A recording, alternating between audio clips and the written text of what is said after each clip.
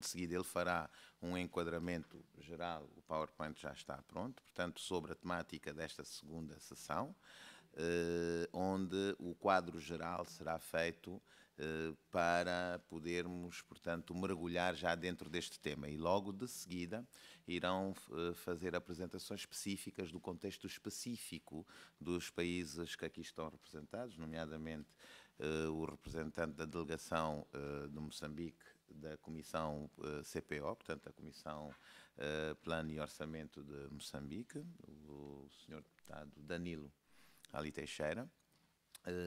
Será seguido, portanto, pelo representante da segunda Comissão do Parlamento da Assembleia da República de Portugal, o Sr. Deputado Cabrita, e que é o presidente da segunda comissão, e ao que seguirá a apresentação do representante da delegação de Timor-Leste, o presidente da segunda comissão, que é o Sr. Deputado Virgílio Marçal. E passamos diretamente à apresentação do Mitch, e depois seguiremos como aqui foi referido. Mitch. Please.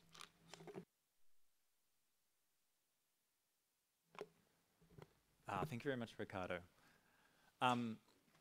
Afternoon, everyone. I hope everyone enjoyed their lunch. I know I did.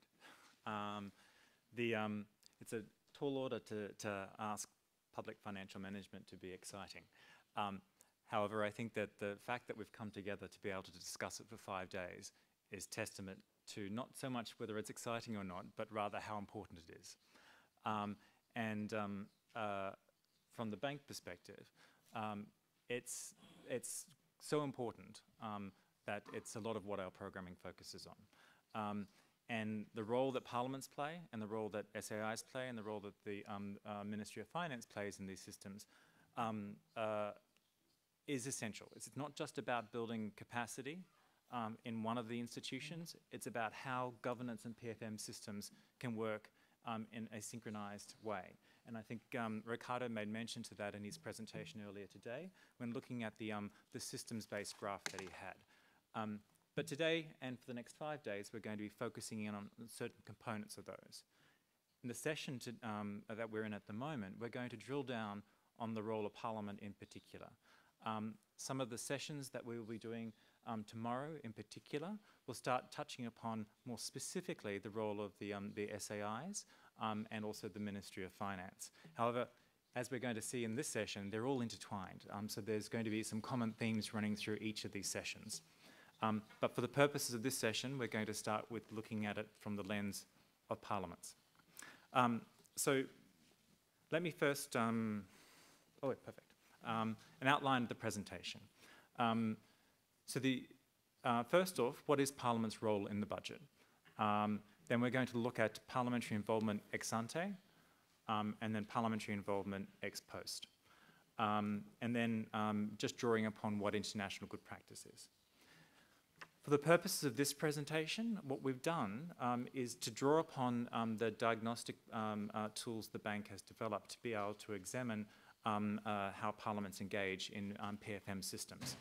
We've also drawn upon good practice standards that have been developed by different organisations, an array of different organisations, from everything from the IMF and OECD right through to independent global partnerships such as PIFA, some NGO and CSO indicators and good practice standards such as GIFT and the International Budget Project, and then also parliamentary benchmarks and indicators, drawing upon where there is consensus around how Parliament should be operating as regards to the budget.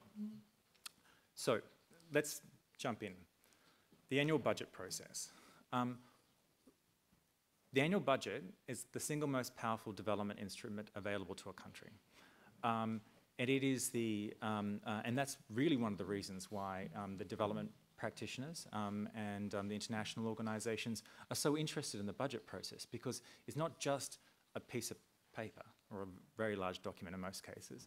It's actually a mechanism through which you're able to implement a strategy to be able to affect the lives of everyday citizens. And thinking about it in terms of a tool for development, but also one in which it has multiple steps and it's an ongoing process, is critical to us being able to make sure that we that each of the PFM systems in your jurisdictions is as calibrated and working as efficiently and effectively as possible. Now, the visibility of allocation and implementation of public resources is fundamental to citizens' understanding of the government's plans for development. So it's not just about good PFM or good financial management and budgeting processes. It's not just about making sure that there is a balanced ledger. It's also about how government and elected members of parliament and state institutions are able to engage with citizens. You might have many policy documents, but policies are not able to be implemented without money. You have to have resources attached to it to be able to implement. And often that communication can be lost. The budget presents an opportunity for both government and also for parliaments to be able to communicate, liaise with, and receive feedback from citizens about priorities for the budgeting process, and then also be able to communicate to them some of the really hard decisions that you have to make on an annual basis as to where you put the money and how you prioritise the allocation of funds. Because there's no budgeting system on the earth where there is more money than what a country needs. There's always going to be more needs than there are resources. And so these decisions that have to be made in order to be able to identify the priorities where the money is going to be allocated, and then making sure that if you've put your hard-earned money behind a particular initiative or policy proposal, that that money is used efficiently and effectively to achieve the objectives, is where parliaments come in. Why is it that we're so concerned with parliaments in that role? There are a lot of CSO organisations and there is a lot of other demand-side stakeholders who work on making sure that there is oversight and accountability around the budgeting process. There are citizens' budgets, there is a whole heap of different initiatives. They all contribute to the broader dialogue, but ultimately there is only one constitutionally mandated institution that is authorised to be able to approve the budget and then oversee its implementation, and that is Parliament. And so whether we like it or not, Parliament is a central player in public financial management, and more importantly, is one of the central institutions in the annual budgeting process. So we need to be able to understand how Parliament engages in this budget process on a year-on-year basis. We work a lot with parliamentarians, the way in which parliamentarians see the budget is through the parliamentary lens. And we'll go into that in just a moment. Some jurisdictions, there's a very close working relationship between the Ministry of Finance or Treasury or Department of Planning and the Parliament. And in some jurisdictions, there isn't. Sometimes there can be a bit of an antagonistic relationship. There's no evidence to say either way whether that relationship or that dynamic, whether it is on one end of the spectrum as compared to the other, is better than the other. But one thing that is key to that relationship is a better understanding as to what goes on. So when you speak with parliamentarians, and they're quite cognizant of the role Parliament plays in the budget process. But sometimes they're not as aware of the parallel processes that are going on, and that sometimes there is a misalignment between the processes around the budget that happen within the Ministry of Finance and the budgeting process that happens within Parliament. And often when there is that misalignment is when you don't have the most efficient system. So for instance, one of the classic examples of or concerns raised by parliamentarians to the bank is that they would often not receive the budget documents with enough time to be able to consider them in detail prior to voting whether or not the budget is passed or not. And often that's because a lot of the preparatory work is going into those documents in the Ministry of Finance, and it has taken longer, or there has been a misalignment between the cycles, so that Parliament doesn't have the 2 months that they should have in order to be able to fully consider the budget. And it's really just an understanding as to how these cycles are meant to come together and be aligned where a lot of these problems do occur. So in the diagram which is up on the screen, is actually, we can't take credit for this one. It's actually the Canadian Parliamentary Budget Office that put this together. And I think it's a wonderful diagram because what it does show is the two arcs of the annual budgeting process and the steps or the areas where there's an interface with stakeholders. So you see on the top, that is the budgeting arc for Parliament. And it's from Ways and Means through to the estimates. So Ways and Means looking at the allocations, the estimates looking at the actual, Ways and Means looking at everything from taxation to the economic forecast to the broader budget documents, through to the estimates process, which is ongoing. Usually you would have 2 to 3 of those a year. And then finally, you're looking at the audits and the accounts. The arrows between them an indication as to where the MOF's budget process and the Parliament's budget process would interface. And then you can see, and I'm sure our delegates from the Ministry of Finance in the room would see that the multiple different steps that need to be undertaken in the Ministry of Finance in order to be able to bring a budget to the Parliament.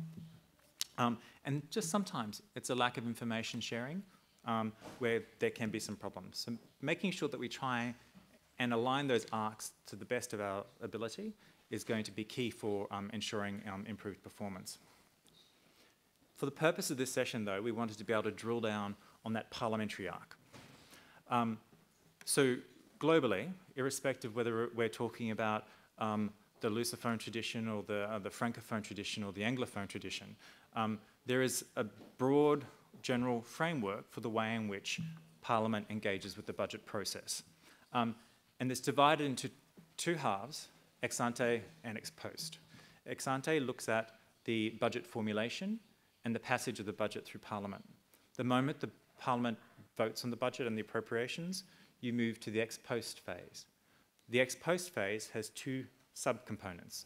The first is execution of the budget, and the second is the oversight of budget implementation. So that's the external audit component. We're going to drill down on each of those in the presentation today, and very much looking forward to the presentations from each of the country delegates so that we can kind of understand the nuances between how the budget is addressed in each of the jurisdictions. I need to put a caveat on the presentation at this moment. We collect a lot of data and we do a lot of research on these issues, and there's one clear message that we have in all the research that we've done, is that there are no two parliaments that are the same.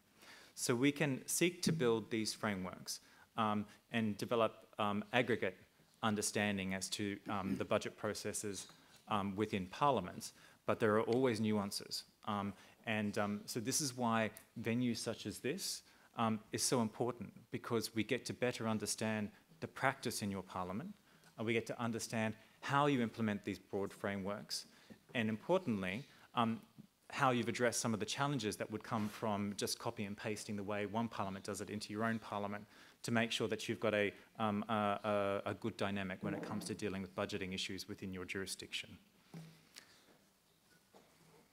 Okay, so the formulation of the budget. So formulation and enactment are the first two phases, the ex ante phase. The four phases of the budget from the Parliament's perspective, parliamentary engagement in each of those phases is different in this, to the extent that Parliament is involved. Generally, during the formulation stage, Parliament is not the primary actor. It would be the Ministry of Finance. But Parliament should have the opportunity to engage with the process in all stages of the cycle. There needs to be medium-term planning. There needs to be budgeting envelopes that are attached to those medium-term goals. And there also should be some involvement by the Parliament in helping to set the priorities for the budget. This does not happen in all jurisdictions, but in some jurisdictions, there would be a document that outlines the budget priorities that would either be developed in consultation with the Parliament or sent to the Parliament for the Parliament to provide input into. And then that would go into the process that happens within the Ministry of Finance to develop the budget framework and then be able to fully develop the budget and send it to Cabinet for approval. Ultimately, though, the formulation stage vests with the Ministry of Finance, and government should facilitate the engagement with parliaments and other stakeholders by making, providing the information necessary to be able to ensure Parliament can contribute in a substantive way. And that's by ensuring that all expenditures, that's why we need to make sure that all expenditures are accounted for, and also looking at all revenues. And these are the sorts of figures that need to be supplied during the formulation stage. Now, how do parliaments engage with the formulation and enactment stage? And it differs depending upon the jurisdiction you might be in. Generally, when you talk about the Francophone and Lusophone tradition, and also the Latin tradition generally, it would be a consolidated system, whereby you would have one primary committee that would be looking at both ex post and ex ante. So during the formulation stage, it would often be that committee that would look at the budget framework or the budget priorities and be able to give feedback on that. There'll be different procedures in place for consultations internally, or with CSO organisations and community groups externally, but ultimately it usually is concentrated within that one committee. The estimates process. Usually it would be done by the Finance Committee, often with the support of either a separate fiscal council, which is more prevalent in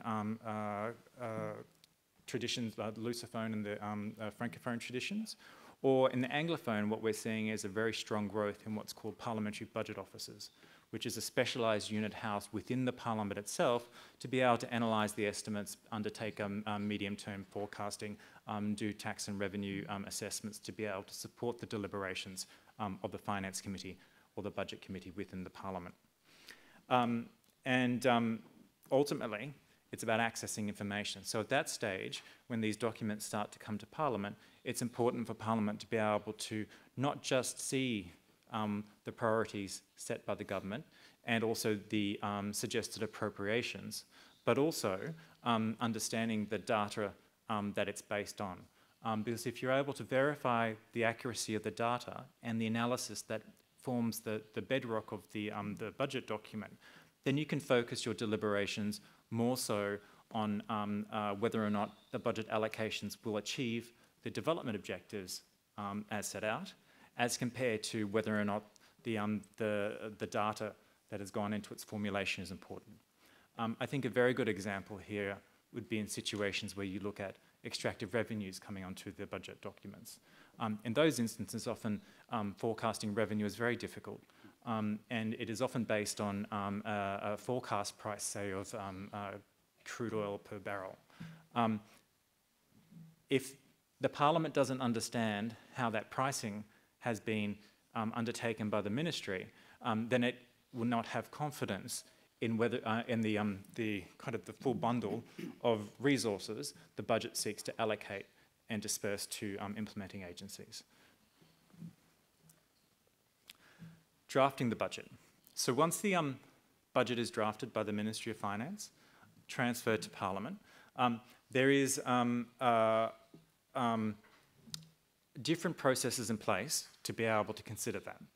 And you can think about this as a matrix or a sliding scale. And it moves from having a central committee that looks at it, and it can be a consolidated committee that would also be looking at the ex post phase, right through to a committee of the whole. So in between, you would have a consolidated committee that deals with the entire budgeting process, which is the prevailing practice in Lusophone jurisdictions. You would have a model where there would be one committee that would receive the budget documents and then would transfer different components to the sector committees to be able to review. You would have ad hoc arrangements sometimes. Some parliaments would create an ad hoc committee on an annual basis to consider the budget. And then in other instances, the Parliament would think that it's of such interest to all parliamentarians, they would create what's called a committee of the whole, which is pretty much plenary, except you apply committee rules to the plenary, and so it becomes a very large committee.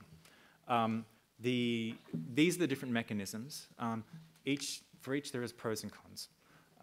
But it's understanding how your committees deal with this. It'll be important because it reflects upon how, what stage of the budget process you have traditionally prioritised, and also where you've developed historically your expertise within the committee. And it is a good bellwether for understanding entry points to be able to enhance capacity or enhance performance over the medium term, because you can focus on those areas of the budget that your committee might not have been spending as much time previously.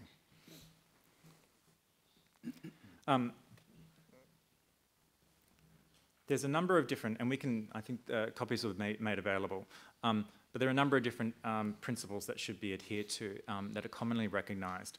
And there's a couple there. I don't think we need to go into these at this stage, but we're going to have an opportunity over the next 5 days to be able to really kind of drill down on some of these core principles. I did want to note though, and this is, there is a debate similar to, and we'll have this debate later in the week, with the auditing, the Supreme Audit institutions. There has been a debate over the years as to whether or not there should be just financial audit, compliance audit, or performance audit. And there's been a move over the years to be able to, for the SAIs to start using performance audit.